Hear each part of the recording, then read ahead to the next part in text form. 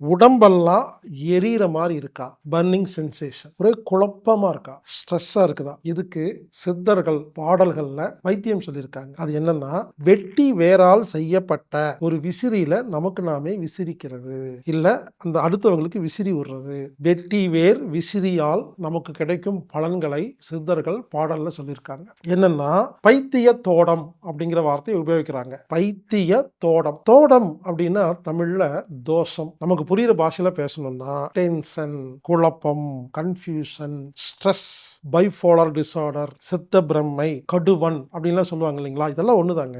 மனக்குழப்பம். இதற்கு சித்தர்கள் சொல்ற அந்த வார்த்தை பார்த்தீங்கன்னா கடுவன், வைத்திய தோடம். இது போல மனக்குழப்பங்கள் சரியாகணும்னா வெட்டி வேர் விசிறியில நமக்கு நாமே விசிறிக்கணும், இல்ல மத்தவங்களுக்கு விசிறி விடணும். தேக எரிவு அப்படின்னா இங்கிலீஷ்ல பர்னிங் சென்சேஷன். நம்ம உடம்புல ஸ்கின்ல எரிச்சல் மாதிரி வரும். இதை தமிழ்ல தேக எரிவு அப்படிங்கிறாங்க. இதுக்கு வெட்டி வேர் விசிறியில நம்ம உடம்புல விசிறி விட்டோம்னா ரொம்ப எரியுது அப்படின்னா நீங்க ஆடைகளை எல்லாம் கொஞ்சம் கழட்டிட்டு தனியா உட்கார்ந்து நேரடியா உடம்புல படுற மாதிரி விசிறி விடும் பொழுது இன்னும் சக்தி அதிகமா கிடைக்கும். பல பேர் விசிறும் போது ட்ரெஸ் போட்டிருக்கோம் இல்லைங்களா? அப்ப அந்த காத்து ஆடை மேலதான் படுது, உடம்பு மேல படல. அதனால இந்த மாதிரி மூலிகை விசிறிகள் வச்சு நம்ம விசிறும் பொழுது முகத்துக்கு விசிறிக்கணும். உடம்புல எல்லாம் விசிறணும்னா ஆடைகளை கழட்டிட்டு நீங்க முடிஞ்ச வரைக்கும் ஒரு சிறிய ஆடை அணிஞ்சிட்டு உடம்பெல்லாம் விசிறி விடும் பொழுது இன்னும் அதிக பலன் கிடைக்கும். தேக எரிவு அப்படிங்கிற பாடி பர்னிங் சென்சேஷனுக்கு சிறந்த வைத்தியம் வெட்டி வேர் விசிறியால் நமக்கு நாமே விசிறி விடுவது. அதே சமயத்துல விதாகம் அப்படின்னு சொல்றாங்க. விதாகம் அப்படின்னா வெப்பம், சூடு. அப்ப உடம்புல சூட்டுத்தன்மை இருக்கு அப்படின்னா வெப்பம் அதிகமா இருக்கிற மாதிரி யார் ஃபீல் பண்றாங்களோ அவர்களுக்கு வெட்டி வேர் விசிறி மிகவும் உபயோகமாக இருக்கும்.